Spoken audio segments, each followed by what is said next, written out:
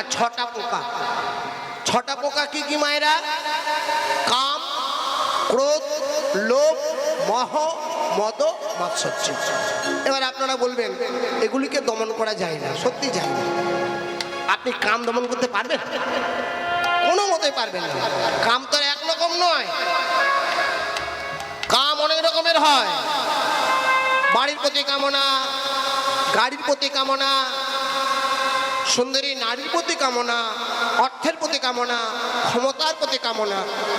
তাহলে এগুলিকে দমন করার উপায় একটাই, হরে কৃষ্ণ নাম। নাম ছাড়া আপনি একে দমন করতে পারবেন না। কেন? কাম কৃষ্ণ কর্মাপনে, কৃষ্ণের কর্মে যদি আপনি নিয়োজিত থাকেন, মায়েরা মন দিয়ে শুনে নিন, একমাত্র তবেই কাম দমে হতে হবে, তাছাড়া করার কোনো উপায় নেই। আর হরে কৃষ্ণ নাম কেউ যদি নাম আশ্রয় করতে পারে, আপনার সব পাপ খণ্ডন হয়ে যায়। খুব মন দিয়ে শুনবেন, আজকে রূপে এত তত্ত্ব শুনতে পাবেন, খুব কম শোনা যায়। এত তত্ত্ব আপনাদেরকে বলবো, প্রত্যেকটা জায়গার বর্ণনা, এবং এরা প্রত্যেকেই দেবতা কেমন করে ভগবানের কাছে এসেছে, কৃষ্ণের রূপে এরা আপনারা আস্বাদন করতে পারবেন। তাহলে ছখানা পোকা আর 5টি কাঁটা। 5টি কাঁটা কি কি?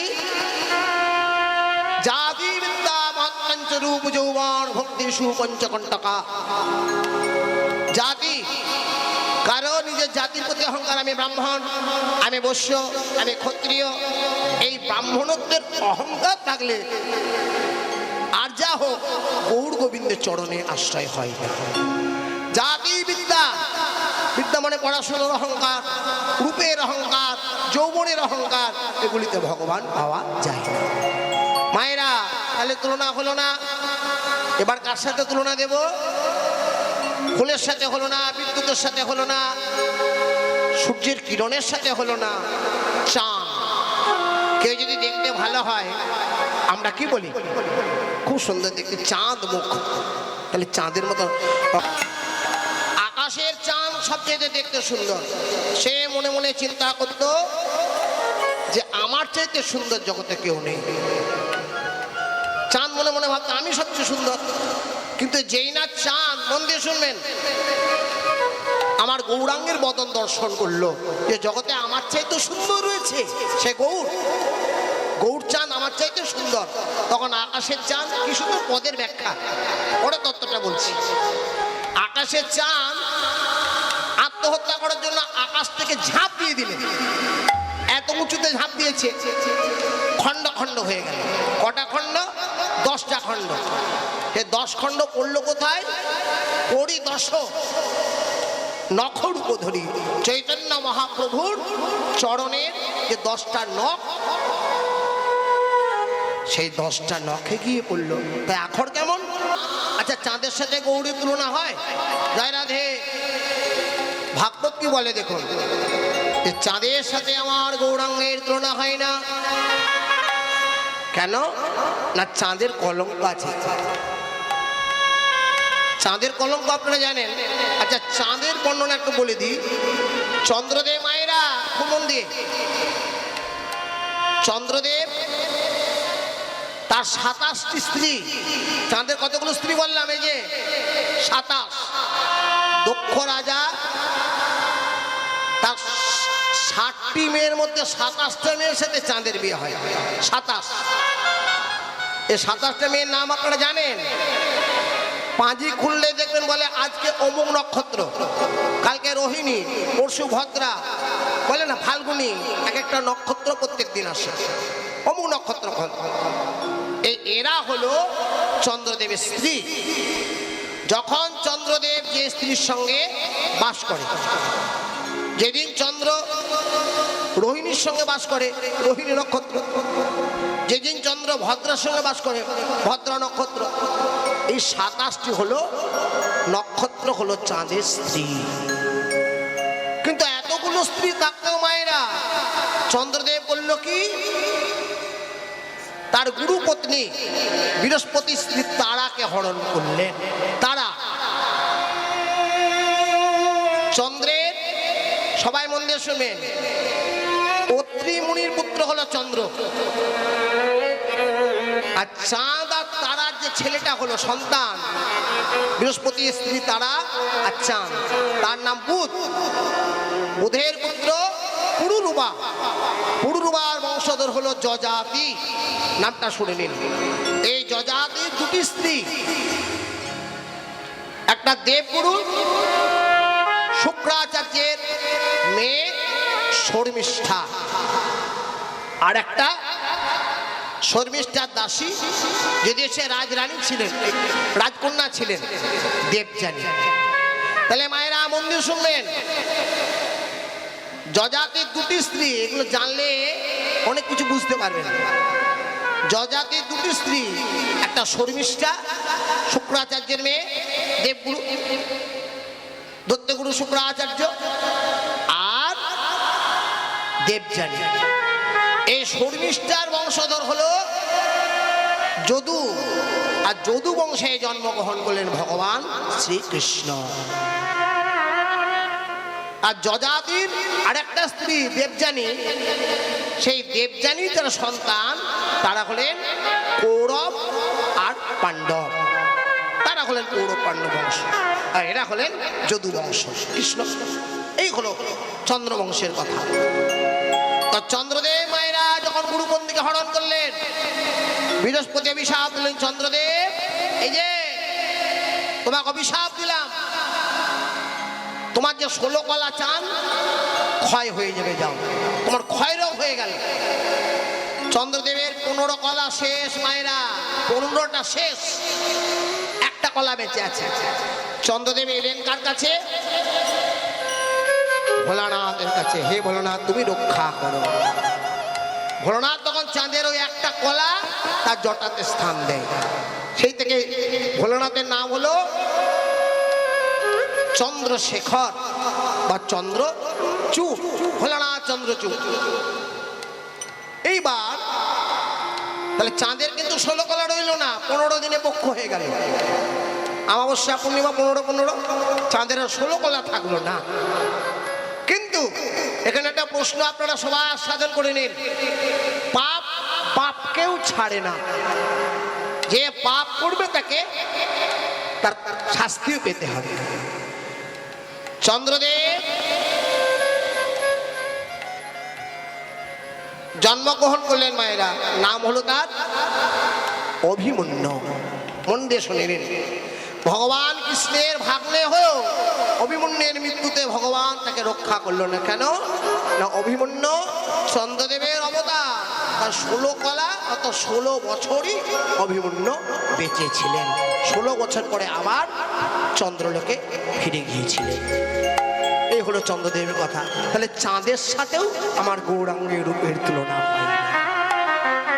এবার কার সাথে তুলনা দেওয়া যায় মায়েরা? সোনা। সোনা দেখতে ভালো না গৌড় দেখতে ভালো? আপনারা বলুন, সোনা দেখতে ভালো না গৌড় দেখতে ভালো? সোনা করলে অহংকার হবে, কিন্তু গৌড় করলে অহংকার হয়। আর সোনা করলে কি হয়? চোরের ভয় থাকে না, সোনা করে যান বিয়ে বাড়িতে, সব নিতাই গৌড় হরি বল। কিন্তু গৌড় সোনা গলাতে করলে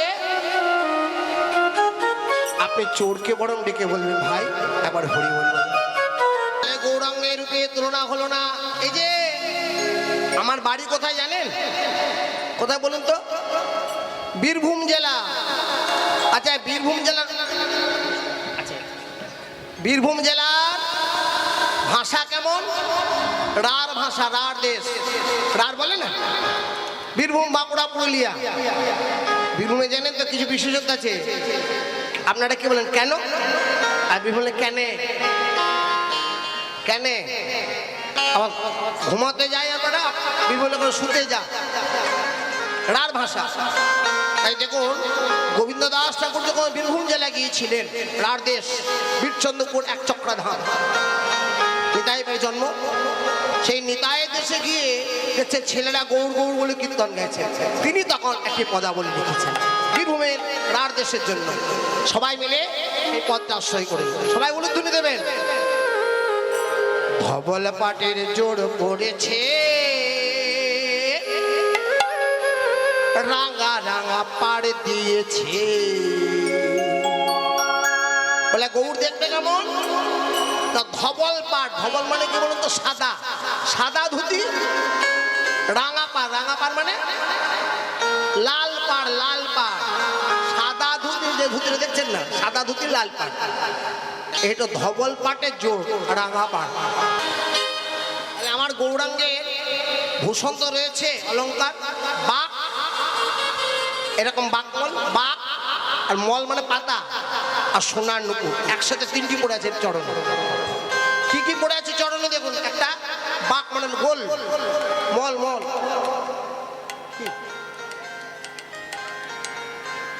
একটা বাঘ, মল মানে পাতা, আর সোনার নুপুর পড়ে আছেন গৌর হরি।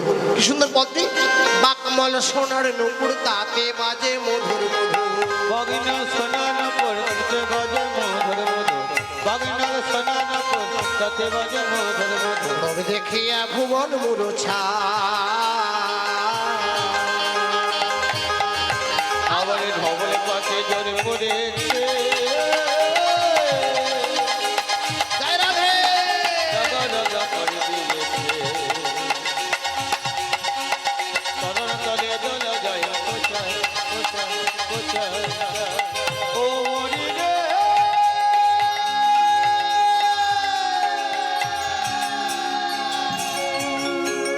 ও হরি রে ও হরি রে। ডবল পাটে জোর পড়েছে, রাগা রাগা করে দিয়েছে, চরণ তলে জল যায় কোথায় কোথায় কোথায়। জয় রাধে। তাহলে আস্বাদন হলো আমার চৈতন্য মহাপ্রভু রূপের কথা, যে কোনো জগতের বস্তুর সাথে আমার গৌরাঙ্গের উপর তুলনা হয় না। এবার শোনা, সুবরণ বরণ হেরি নিজ কুবরণ, হরে সুবরণ বরণ হেরে নিজ কুবরণ, আহা সুবরণ বরণ হেরি নিজ কুবরণ,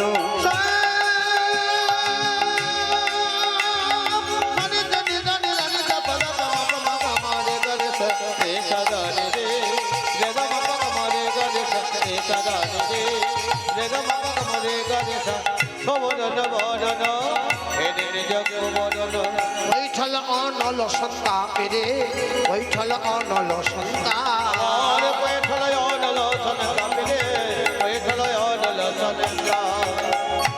জগদানন্দতে বহু বহু কতুল না বহু, জগদানন্দে প্রভু কতলনা প্রভু, নিরকম গৌর কিশোর রে, নিরকম গৌর কিশোর, নিরপম গৌর কিশোরে রে, নিরপম গৌর কিশোর। জগদানন্দ ঠাকুরের কথা আপনাদেরকে বললাম মায়েরা, সবাই শুনবেন মন দিয়ে। এই জগদানন্দ ছিলেন শ্রীখণ্ডের রঘুনন্দনের বংশধর, কিন্তু চৈতন্য মহাপ্রভু তাকে স্বপ্নাদেশ দিয়েছিলেন, যাও তুমি বাল গোপালের মূর্তি প্রতিষ্ঠা করে আমার ভজনা করো।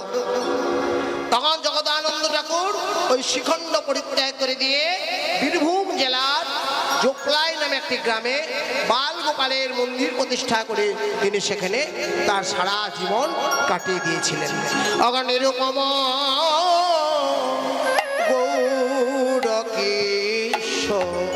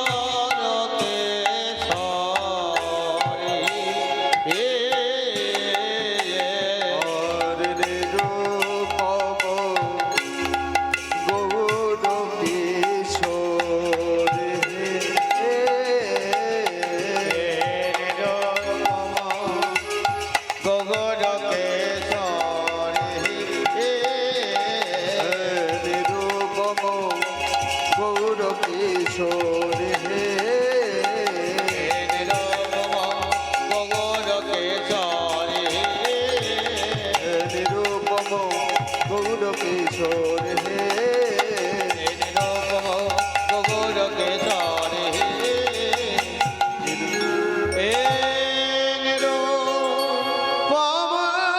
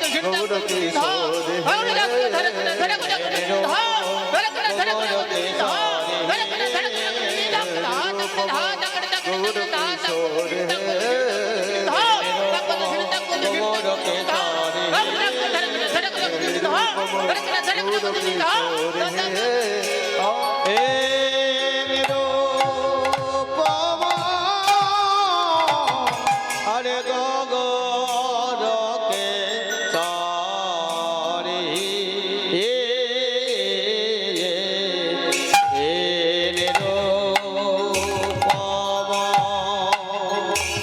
আরে গগরকে সারি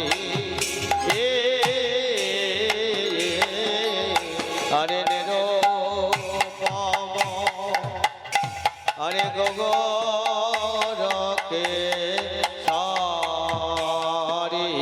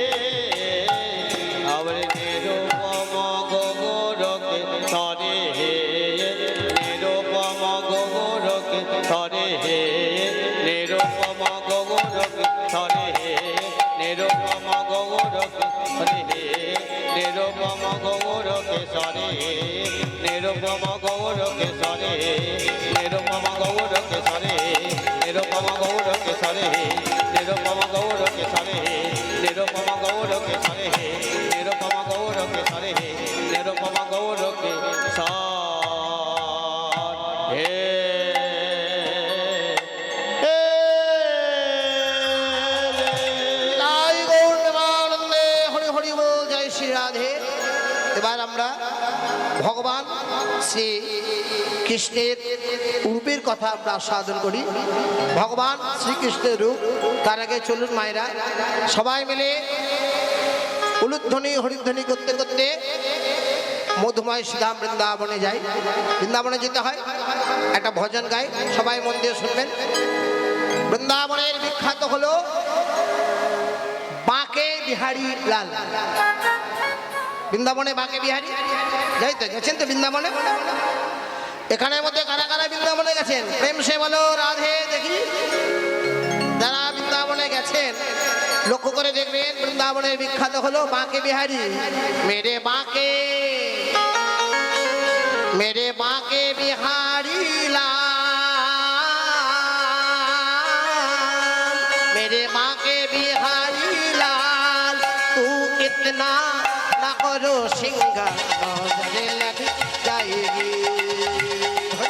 मेरे बांके बिहारी लाल,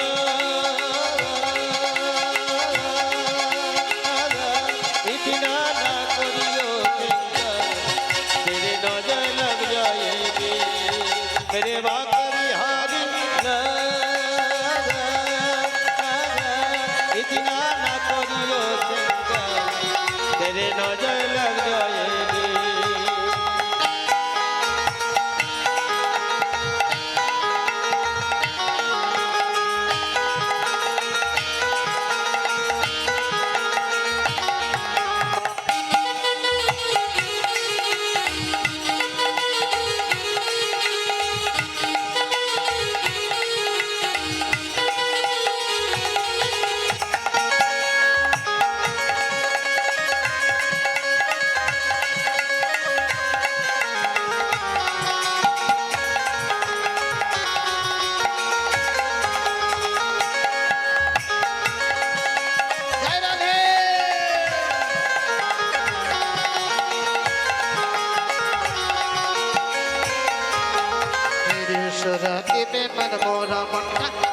लागे तेरे पीला मटका तेरी सूरत पे मन मोरा मटका प्यारा लागे तेरे पीला मटका तेरी तेरी चाल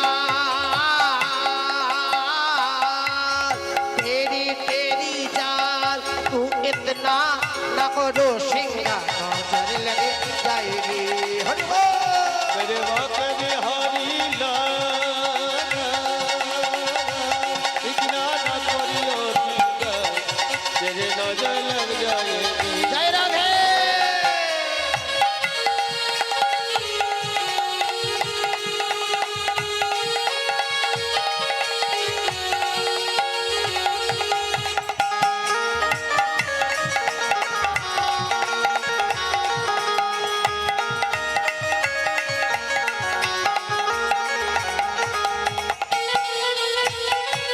जय राधे।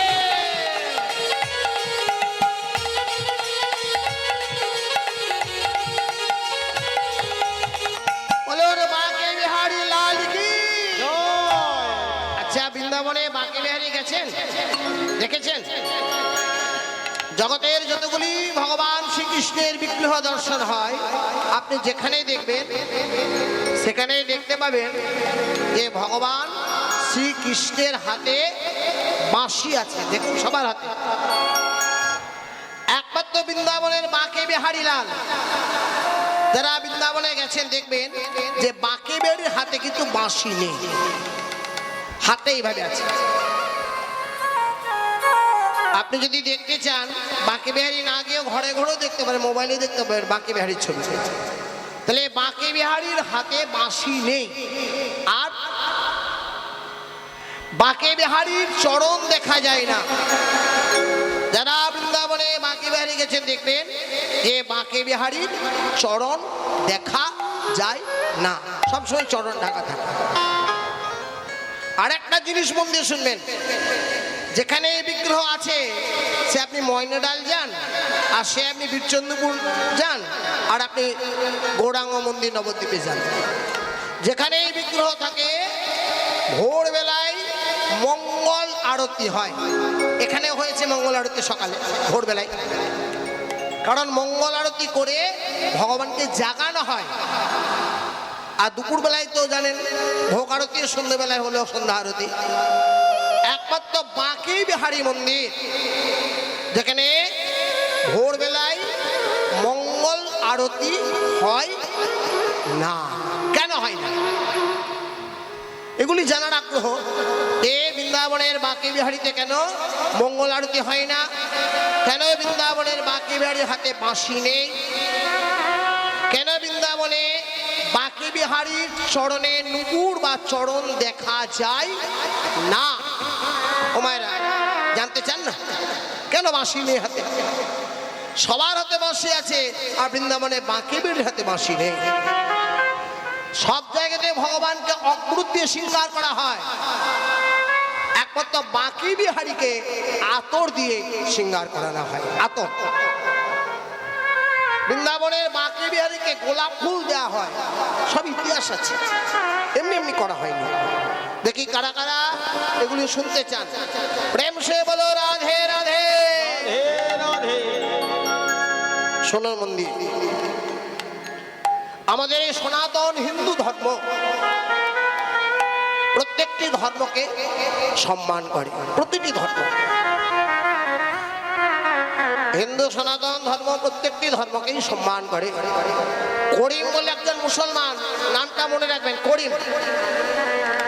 সম্রাট আকবরের তিনি দারোয়ান ছিলেন, আকবরের চাকর ছিলেন যাকে বলে দারোয়ান। একদিন হঠাৎ দেখতে পাচ্ছে শুক্রবার দিন সম্রাট আকবর, দিল্লির সম্রাট, সবাই মন দিয়ে এ তত্ত্বগুলো জানতে পারবেন না, খুবই গুহ্য তত্ত্ব। সম্রাট আকবর একটা টুপি পরে নামাজ পড়ার জন্য যাচ্ছেন। করিম জিজ্ঞেস করলেন, প্রভু আপনি তো জগতের সম্রাট, জগতের মালিক, আপনি যদি গোটা জগতের মালিক হন তাহলে আপনি আবার কাকে প্রণাম করতে যাচ্ছেন? আকবর বলছে, ওরে করিম, আমি ভারতের সম্রাট, আমি তোদের রাজা, কিন্তু তোর আমার গোটা জগতের একজন মালিক আছে, তোর আমার সবার মালিক সে। করেই মনে মনে চিন্তা করলো মায়েরা, দেখুন কার যে কখন ভক্তের কৃপা হয়, কে যে কখন নিতাই চাঁদের কৃপা পেয়ে যায়, কে বলতে পারে কার কখন কৃপা হবে। করিম তখন করলো কি, মনে মনে চিন্তা করলো, যদি চাকর হতে হয়, যিনি জগতের মালিক আমি তার চাকর হব। যে জগতের মালিক আমি তার চাকর হব, আমি তোমার কেন মালিক? বিভিন্ন জায়গায় ঘুরতে ঘুরতে, ঋষিকেশ, হরিদ্বার, প্রত্যেকটা জায়গা ঘুরতে ঘুরতে ঘুরতে এলো কোথায়? মধুময় বৃন্দাবনে।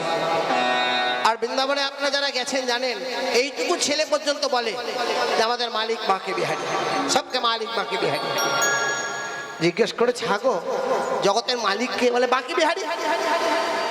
করে মন্দিরের দরজার কাছে গিয়ে বলছে আমি একবার মালিককে দেখতে চাই, যিনি জগতের মালিক, যিনি সবার সম্রাট, যিনি সবার মালিক, তাকে আমি একবার দেখতে চাই। ও মায়েরা, উর্দু মশাই বললো তুই মুসলমান, তোকে ভেতরে ঢুকতে দেওয়া যাবে না, তুই বাইরে দাঁড়িয়ে থাক। করিম কিন্তু দরজার কাছে দাঁড়িয়ে রইলেন। জলের মধ্যে ভিজতে লাগলেন, রোদের মধ্যে পড়তে লাগলো মায়েরা। আহার নেই, নিদ্রা নেই, খাওয়া দাওয়া সব বন্ধ করলেন। শুধু একবার ডাকলেন মালিক, শুধু একবার দেখা দাও, শুধু একবার দেখতে চাই। আমি মালিককে চাই না, একবার দেখতে চাই। শুধু কেমন দেখতে হয় মালিক? রোদের মধ্যে, বৃষ্টির মধ্যে ভিজতে লাগলে, রোদে পড়তে লাগলো মায়েরা। কিন্তু ভগবানের কেমন করুণা, কোনো ভক্ত যদি চোখের জলে ডাকে, ভগবান সত্যি তাকে কৃপা করুণা করে। শুধু ডাকা চায়, অনুরাগ, প্রেম, ভক্তি। একদিন রাত্রি 3টের সময় স্বয়ং ভগবান বাঁকে বিহারী লাল চরণের উপরে শব্দ করতে করতে হাতের বাঁশি নিয়ে, সবাই জানেন যে নিধুবনে হয় রাসলীলা আর নিকুঞ্জ মন্দিরে হয় কুঞ্জ সাজানো। সেই নিধুবনে রাসলীলা করে ভগবান চরণের শব্দ করতে করতে মন্দিরের দরজার কাছে এসে দাঁড়ালেন। এত সুন্দর রূপ, সেই চরণের উপরে শব্দ শুনে করিম একদম স্তব্ধ হয়ে দাঁড়িয়ে নিলেন।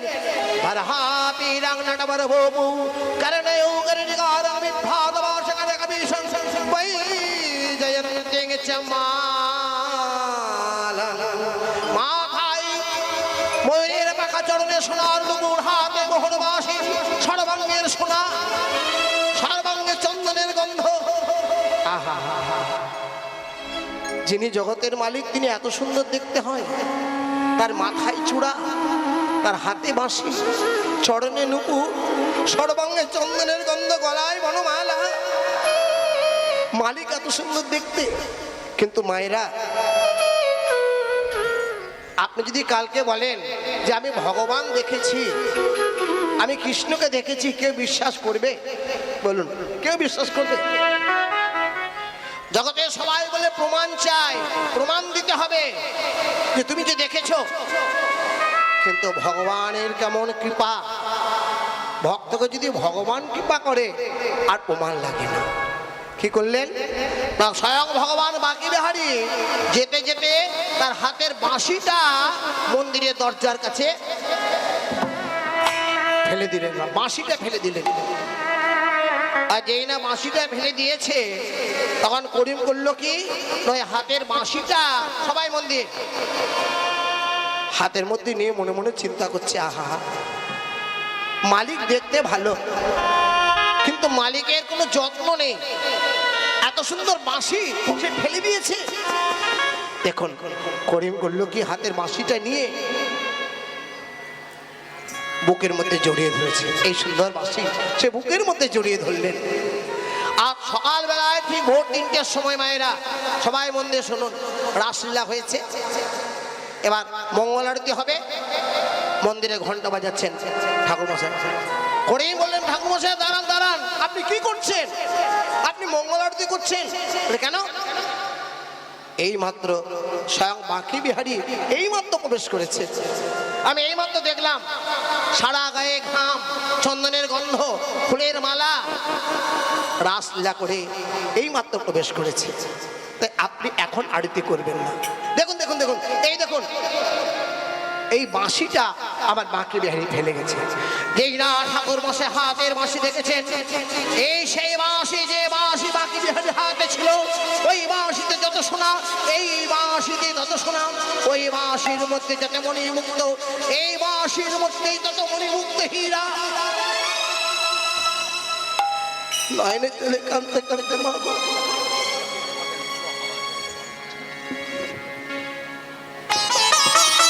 নয়নের জলে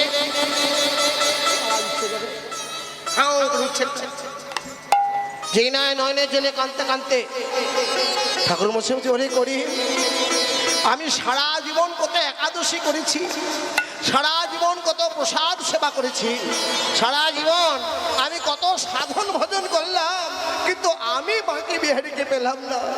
কিন্তু তুই কি পুণ্য করেছিস যে তুই ভগবানকে দর্শন পেলি? বলি আয় আয় আমার বক্ষে আয় রে,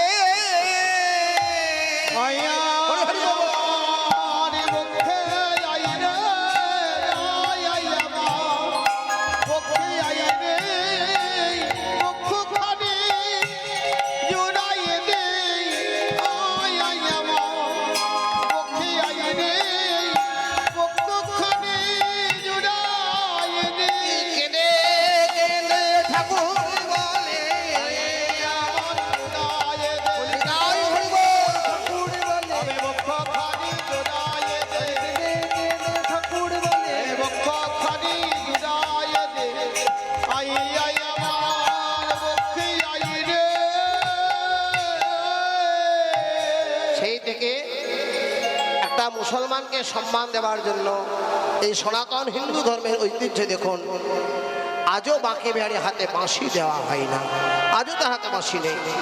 আর মায়েরা, আজও তার হাতে বাঁশি নেই, শুধু হাতটা ফাঁকা আছে, হাতে বাঁশি নেই। চরণের উপরে শব্দ করেছিল বলে ওই চরণ দেখা যায় না, একমাত্র অক্ষয় তৃতীয়ার দিন চরণ দেখা যায়। আর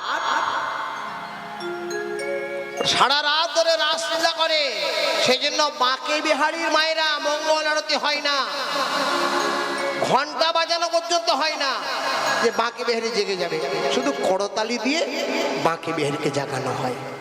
এগুলো জানার বস্তু, এগুলো ওখানে না গেলে ওই পান্ডাদের সাথে ঠাকুর মশাইদের সঙ্গে কথা না বললে আপনি জানতে পারবেন না কেন বাঁকে বিহারী হাতে বাঁশি নেই, কেন তার চরণের শব্দ হয় না, কেন মঙ্গল আরতি হয় না।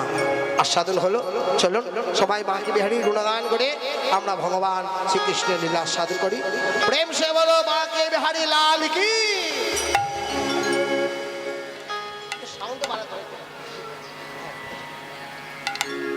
সবাই মন দিয়ে জয় রাধে, জয় জয় নিতাই, জয় মহাপ্রভু মন্দির শুনুন। আজকে রাধারানী মা গোধূলি লগ্নের সময়, ঠিক অসকাল, গোধূলি লগ্ন অসকালে, রাজার মেয়ে বলে কথা তো, রাজার মেয়ে রাধারানী বিশ্বভানু মহারাজা একটা সোনার কলসি, সোনার কুম্ভ নিয়ে যমুনাতে জল আনতে গেছে। রাধারানী যে যমুনাতে জল আনতে গেছে, যমুনাতে যে জল ভরতে গেছে, অমনি ভগবান গোবিন্দের সেই ভুবন মোহন রূপ দর্শন করেছে। যেই না গোবিন্দের এই নয়নে নয়ন গেল, আর কি রাধারানী থাকতে পারে? ও সোনার কুম্ভটা ভাসতে ভাসতে ভাসতে যমুনার মাঝখানে একবার ডুবছে, একবার উঠছে, একবার ডুবছে, একবার উঠছে। রাধারানী এসে ললিতাকে বললেন, ওরে ললিতা রে, আমি একটা সোনার কলসি নিয়ে যমুনায় জল আনতে গিয়েছিলাম বটে,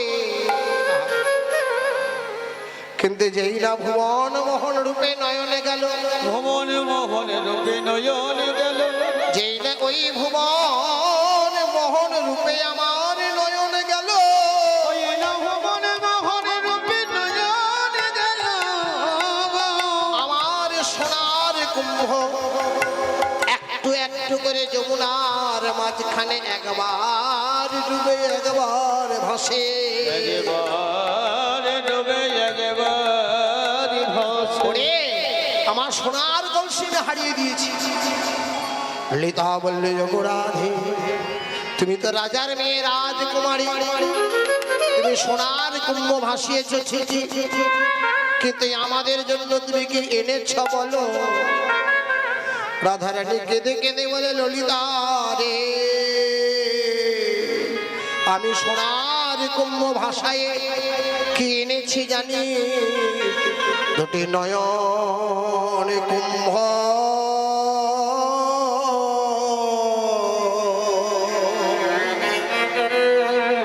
কুম্ভ ভরে নীলা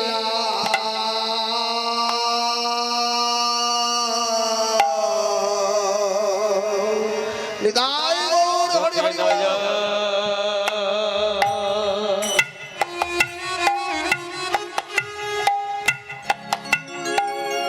কুম্ভ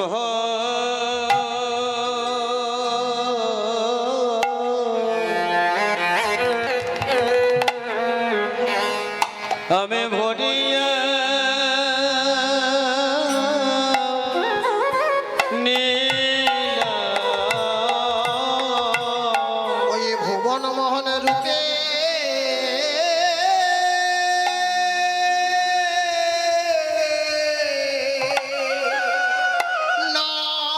নয়ন দিয়ে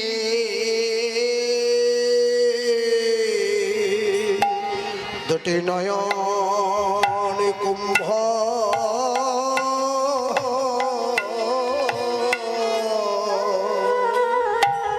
কুম্ভ ভরে নীলা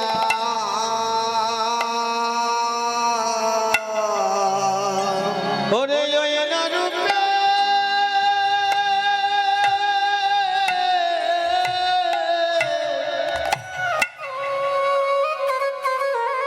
সজনী ওয়না রূপে নয়নে দিয়ে আমি কাজ ভালো করি নাই।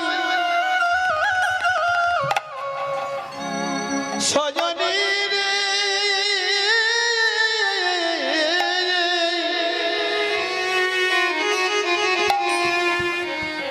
আমি ওয়না রূপে নয়নে দিয়ে আমার যাদের কোন মান সবে হারাইলাম। হাই হাই আমি কি করিলাম? সখী ওয়না রূপে নয়ন দিয়ে কাজ তো ভালো করি নাই। আমি ওয়না রূপে নয়ন দিয়ে সজনী রে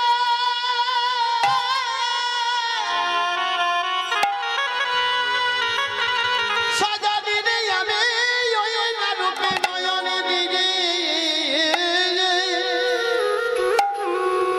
ওয়না রূপে নয়ন দিয়ে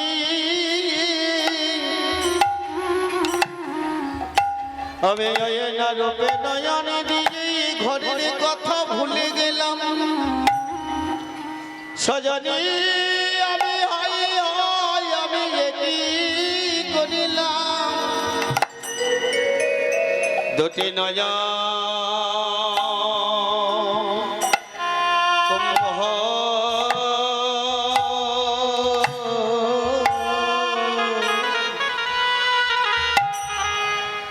আমি ভরিয়া নীলা হায় হায় আমি কি করিলাম? আহায় না রূপে নয়ন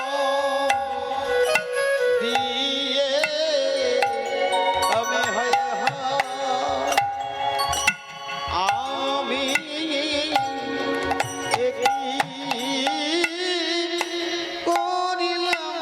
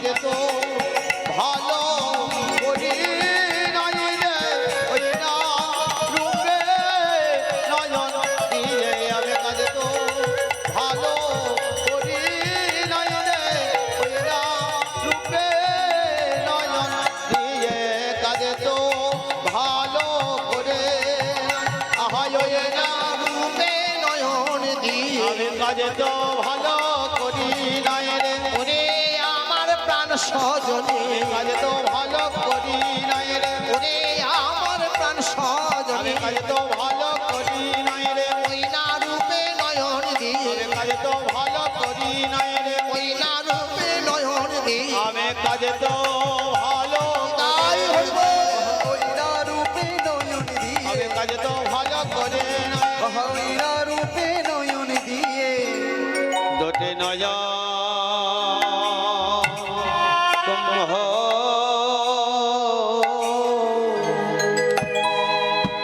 আমি ভরে নীলা যদি কোনো মেয়ে